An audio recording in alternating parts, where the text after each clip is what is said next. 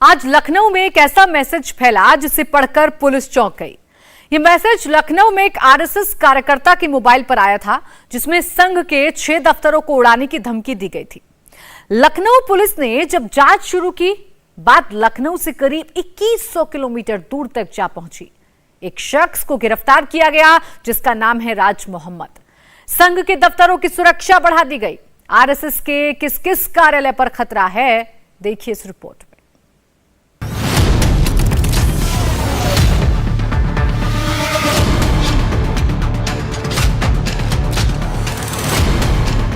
लखनऊ के आरएसएस के सरस्वती विद्या मंदिर को उड़ाने की धमकी। आरएसएस के नवाबगंज दफ्तर को बम से तबाह करने की धमकी। यह धमकी कल अंसारी इमाम रजी उन मेहदी नाम के एक व्हाट्सएप ग्रुप से दी गई थी। इस ग्रुप में दावा किया गया है कि रात 8 बजे आरएसएस के 6 दफ्तरों को उड़ा दिया जाएगा। कर्नाटक के 4, उत्तर प्रदेश के 2 दफ्तरों को इस मैसेज में उड़ाने की धमकी दी गई थी और इन धमाकों की टाइमिंग 8 PM है। यह धमकी हिंदू, इंग्लिश और कन्नड़ भाषा में दी गई थी। धमकी भरे मैसेज में आरएसएस के दफ्तरों का एड्रेस भी लिखा है। JJCM plus W3G, station road, Warishnagar, Rani Bennur, Karnataka, X4CM plus QFQ, Kilkal, Karnataka, 3GRV plus PX, Sandur, Karnataka, PWQ3 plus HC, Machihalli, Karnataka, Saraswati Vidya Mandir, sector Q, sector A, sector K, Aliganj, Lucknow, Uttar Pradesh, V49R plus J8G, Nawabganj, Uttar Pradesh. ये सभी आरएसएस के दफ्तर हैं, जिसको व्हाट्सएप ग्रुप में बम से उड़ाने की योजना बन रही थी, लेकिन इसका खुलासा वक्त रहते ही हो गया।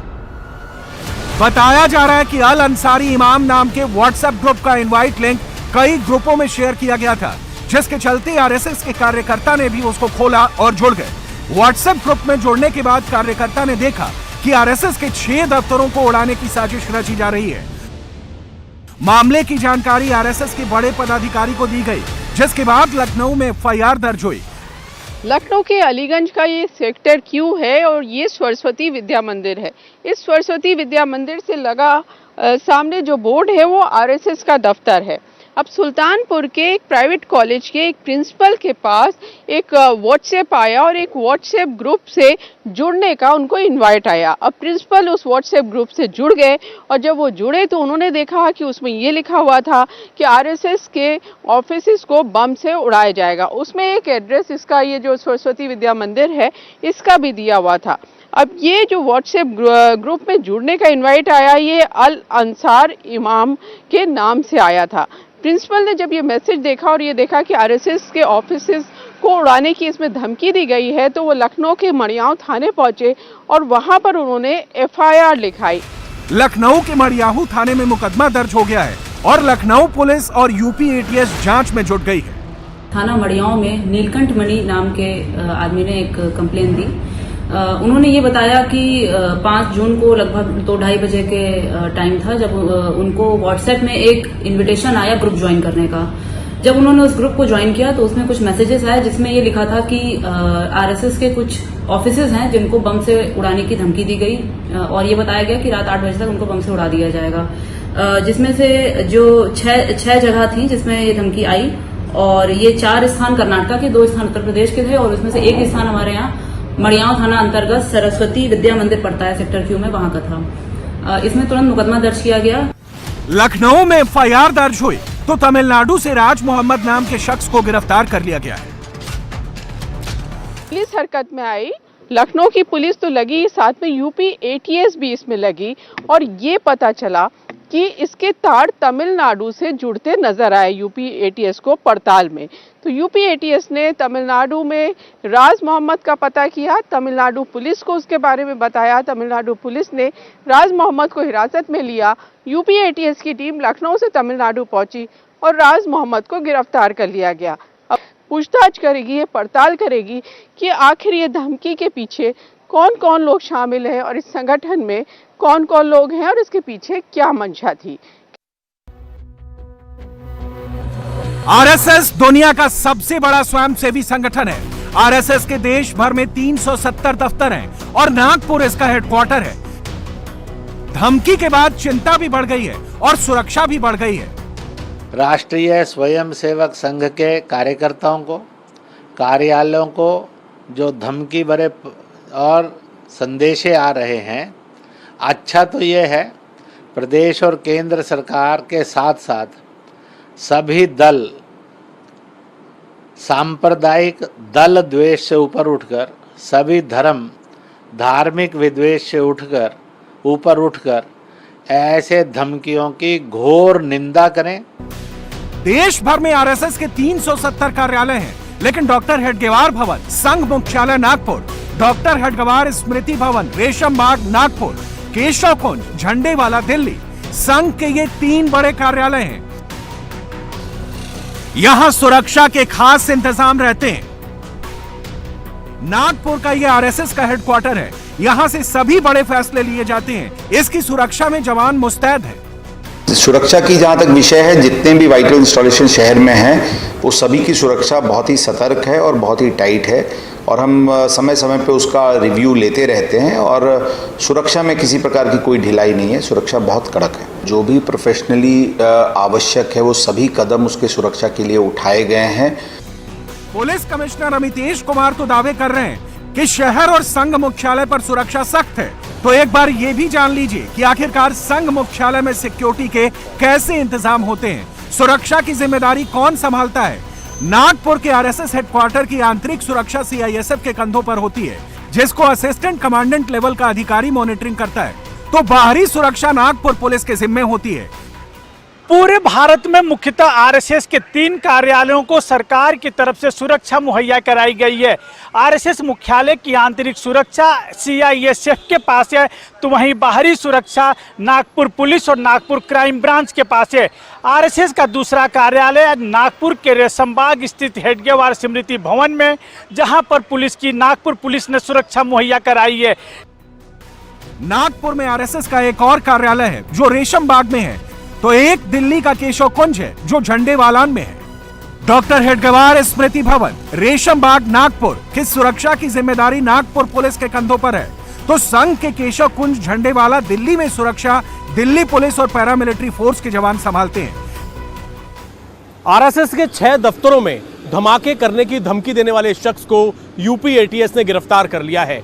उसके बाद से ही जितने भी आरएसएस के मुख्यालय हैं वहां पर सुरक्षा व्यवस्था काफी कड़ी कर दी गई है। इस वक्त हम मौजूद हैं झंडेवालान केशवपुरम के पास, जहां पर आरएसएस का मुख्य हेडक्वार्टर है। फिलहाल आप देख सकते हैं झंडेवालान मंदिर के पास ये केशव कुंज में जो आरएसएस का मुख्य हेडक्वार्टर है। फिलहाल यहाँ पर नए हेडक्वार्टर का बनाने का यहाँ पर काम यहाँ पर चल रहा है। लेकिन अगर हम सुरक्षा व्यवस्था की यहाँ पर बात करें तो सुरक्षा व्यवस्था आरएसएस हेडक्वार्टर की काफ़ी ज़्यादा चाक चौबंद रहती है। ना केवल लोकल पुलिस, दिल्ली पुलिस जो है, दिल्ली पुलिस के अलावा अगर हम बात करें तो दिल्ली पुलिस यहाँ पर मौजूद रहती है। साथ ही केशव कुंज का ये जो हेडक्वार्टर है, यहाँ पर पुलिस के साथ जो पैरामिलिट्री फोर्सेस हैं, केंद्रीय रिजर्व पुलिस फोर्स जो है वो भी यहाँ पर 24 घंटे तैनात रहती है। जिस तरीके से धमकी दी थी इस शख्स ने, उसके बाद से जितने भी, चाहे हम उत्तर प्रदेश की बात करें, कर्नाटक की बात करें या फिर दिल्ली के केशव कुंज में मौजूद झंडेवालान का ये मुख्य जो आरएसएस का हेडक्वार्टर है, हालांकि यहां पर अभी नए मुख्यालय बनाने का काम चल रहा है। सुरक्षा व्यवस्था की अगर बात की जाए तो 24 घंटे यहां पर दिल्ली पुलिस और दिल्ली पुलिस के अलावा अगर हम बात करें तो पैरामिलिट्री फोर्सेस यहां पर सुरक्षा के लिहाज से 24 घंटे तैनात रहती हैं। संघ के 3 बड़े दफ्तरों के अलावा देश में करीब 370 दफ्तर हैं।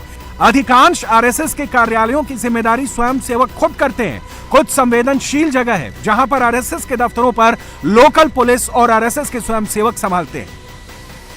पूरे भारतवर्ष में आरएसएस के 370 कार्यालय हैं।